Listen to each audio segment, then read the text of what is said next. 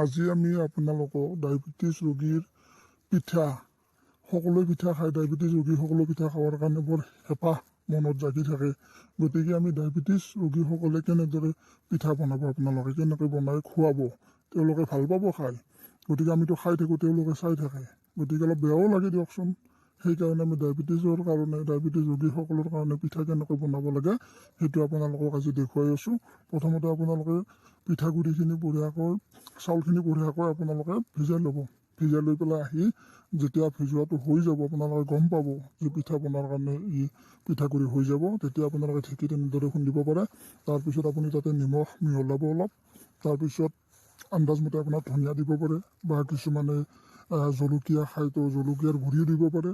কোনো ধৰণৰ অসুবিধা নাই। যেনেদৰে খাব বিচাৰে সেনেকৈ এটা মিশ্ৰণ বনাই ল'ব। মিশ্ৰণটো হৈ যোৱাৰ পিছত আপোনালোকে দেখিব যে এটা কথা তাতে, আপোনালোকে যেন ডক্তৰৰ পৰামৰ্শ লয়। ডক্তৰে খাব দিলেহে খাব, কিন্তু ডক্তৰে পৰামৰ্শ নোলোৱাকৈ আপোনালোকে নাখাব, এইটো অনুৰোধ থাকিল। তাৰপাছত আপোনালোকে কি কৰিব, জুই জ্বলাব। ঘৰত চৌকা আছে, চৌকাত দিব, নতুবা আপুনি ধুনীয়াকৈ আপোনালোকে গেছ আছে, আজিকালি গেছতো দিব পাৰে। তাৰপাছত পিঠাখিনিত আপুনি এটা লক্ষ্য কৰিব, তাতে আপুনি বঢ়িয়াকৈ জুই জ্বলাই তাতে এখন টাৱা বহাই দিব। টাৱাখনত মাটিৰ টাৱাত বেছি ভাল। তাৰপিছত তাতে আপুনি যেনেকুৱা দেখুওৱা হৈছে তেনেদৰে পিঠাগুড়িখিনি দি দিব।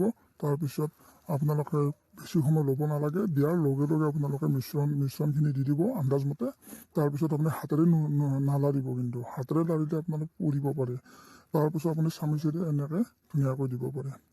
বেছি ৰঙা পৰালৈকে থাকিব নালাগে পিঠাটো, এতিয়া ঢিলা হৈ থাকে পিঠাটো। এনেদৰে আপোনালোকে বনাব আৰু ডায়েবেটিছ ৰোগীক দিব, তেওঁলোকে খাই বিৰাট ভাল পাব। তাৰপিছত যেতিয়া আমি নাৰিকল দি পেলাই বনাব লাগে, তেতিয়াহ'লে আপোনালোকে কমেণ্ট কৰিব, লাইক কৰিব, শ্বেয়াৰ কৰিব।